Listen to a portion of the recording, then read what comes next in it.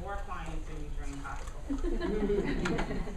And how many of you want to have more time to do the things that you enjoy versus the things that you don't? Okay. Well, the reason why this topic is so important to me is 3 years ago, well, let me just kind of back up. This is who I am. I have over 12,000 coaching hours. I've been trained by some of the best in the industry, from John Assaraf to Brian Buffini to Chet Holmes. How many of you know Chet Holmes? It's interesting because whenever I ask someone how many know Chet Holmes, it's very few people who know Chet.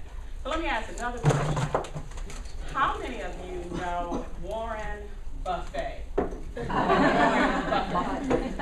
actually worked with Warren Buffett's partner, Charlie Munger, and he was responsible for 7 of the divisions. And he actually doubled each and every division that he was in charge of 3 years running.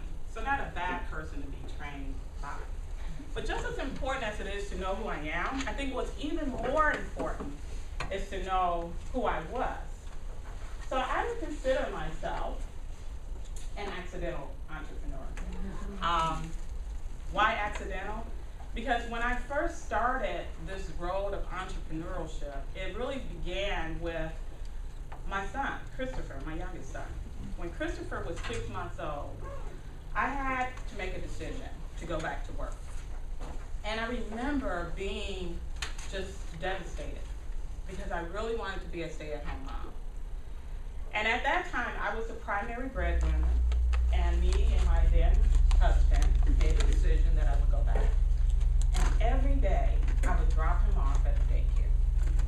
And I would hand him to this grandmotherly lady, and then I would turn around, and every day, I would be sobbing, weeping to work, which was a 45-minute commute back in Detroit, Michigan.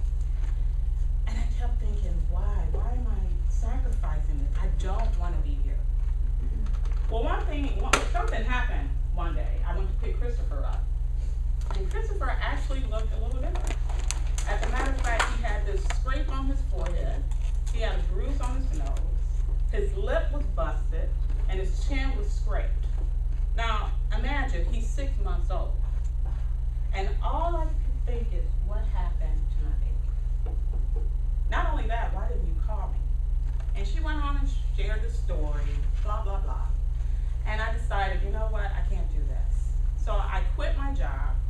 And the first job I actually had, the first business I actually opened was a family daycare. And so I did that up till Christopher was school age. And it served its purpose. I shut the daycare down and I said, well, what do I want to do? And what I was clear about is that I'm very unemployable. Anybody like that? Yeah, I just couldn't see myself doing that corporate thing. And so I actually jumped into real estate, like most people. And I became a realtor. And what I learned about real estate is that, interesting enough, you have to drive these people in a car, you sign them up, get them in a contract, and you have to rely on someone. And I heard there's an LO in the room. Yeah. So what was happening at that time is that the loan officers were doing a lot of bait and switch, similar to what we kind of experienced in 05. And I was just stressed out, and I said, you know what, I need more control. So what I did is I jumped on the other side and became a loan officer. Yeah. Well, I became a very successful loan officer. As a matter of fact, I was working about 65 hours a week. That's how successful I was. And what I learned is when I was home, I wasn't home. I was always thinking about the deal. And when I was at the office, I was feeling the guilt, shame, and blame of being at the office, which is how the Juggling Act came about. And I kept thinking to myself, it's gotta be a better way, because I was not doing it right. I was not doing it right. As a matter of fact, Christopher came up to me one day, and he was like, Mommy, blah, blah, blah, blah, blah. That's all I heard. Because I was not present. Anybody can relate to that? Okay. And I realized it, and I just like snapped myself out of the trance, and I said, baby, come here, come here. What is it? Mommy want to hear. What? Come on, tell me what you. And he was like, never mind. You never listen anyway. Well, I knew I was missing the mark, and I knew that I had to do something different, because people who were doing things well, and they were seeing results. As a matter of fact, I couldn't understand why was it that you had certain people who were in despair. You know, they were, myself included, I might have had financial success at that time, but everything else, emotionally, physically, spiritually, was not working. And I said, well, why is it that you have certain people that's in despair, but then you have other people who are not quite as talented as me, so I thought, not as smart, maybe, not bragging on myself, but yet they seem to have the lifestyle I wanted. They had the lavish, you know, vacations, they did all the fun stuff, and here I was, chained to my job. That's what it was. I called it a business, but it was a job, because I could not step outside of it. And what I learned is that there are clues to success. There are clues. So enough about me. Let's bring you into the conversation. And so typically when I'm doing a workshop, I always kind of preface it with, this is a safe space. And can we be real? Because what I learned about a lot of entrepreneurs, just being a coach, that I am that safe space for them. And it's that old saying, fake it till you, that's where the interaction comes in. And sometimes we wear the S on our chest, and we have the cape flowing, and sometimes we have the mask. So can we, for the next 40 minutes, agree that this is a safe space, that we will be honest and open and transparent? Does that agree? Everybody agree? Awesome. So, what is your greatest challenge? So when I show you a picture, if you can relate, all I would ask is that you just kind of raise your hand. Let's take a pulse. See where you're at.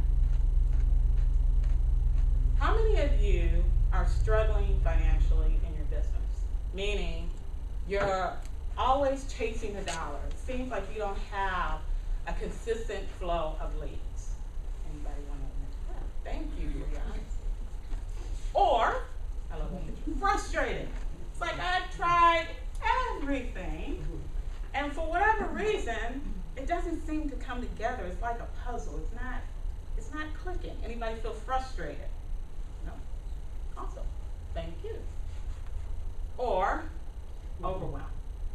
So much information, and it's like, okay, I can do this in marketing, I can do this with sales. They said I need to be on social media. They said I need to be doing Twitter.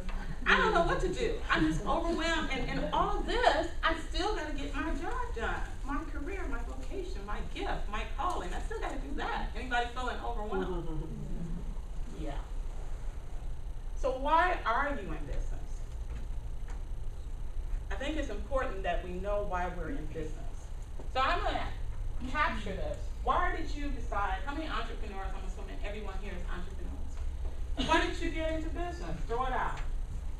Own your own business. What about that you wanted to own your own business? Why? Flexible time, Yeah, freedom. freedom. Freedom. Do something you're passionate about. Make a difference. Be creative. Be your own boss. Are there days that you want to fire your boss?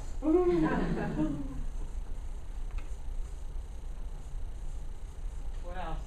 Make money, of course. Make money, unlimited income perhaps? Yes. Right. So this is typical. Many of us want control.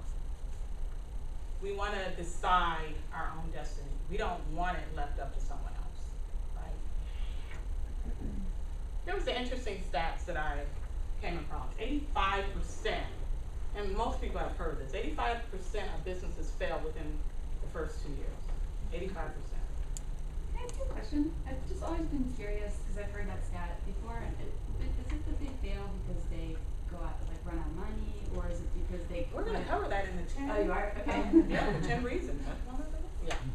1 out of 25 companies will last 10 years. 1 out of 25. But this statistic actually was very surprising.